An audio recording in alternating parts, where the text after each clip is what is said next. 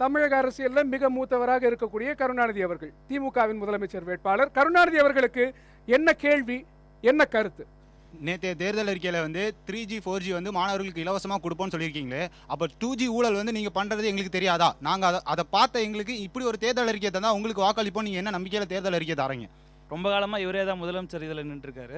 ஸ்டாலினை கொண்டு வந்தால் நல்லாயிருக்கும். ஏன்னா இன்னும் அவர் இளைஞரில் தான் இருக்கார். அவருக்கு வயசு பார்த்தீங்கன்னா அதிகமாக போயிட்டே இருக்குது. காமராஜர் வந்து ஆட்சியில் இருக்கிறப்ப கருணாநிதி கேட்டார் காமராஜருக்கு அப்போ 67 வயசு. காமராஜரை பார்த்து கிழட்டு பயலாக இருக்க, நீ எல்லாம் எதுக்கு ஆட்சியில் இன்னும் உட்காந்துட்டு இருக்கேன்னு கேட்டார். இவருக்கு இப்போ 92 வயசு, இன்னும் நான் தான் உட்காருவேன்னு சொல்லி ஸ்டாலினை கூட விடாமல் இவரே இன்னும் ஆட்சியில் இருக்க போகிறேன்னு சொல்லிட்டு இருக்காரு. கிட்டத்தட்ட ஒரு 50 பேர்கிட்ட வேட்பாளரே அவங்க குடும்பத்தில் மட்டுமே அத்தனை பேர் இருப்பாங்க போல்.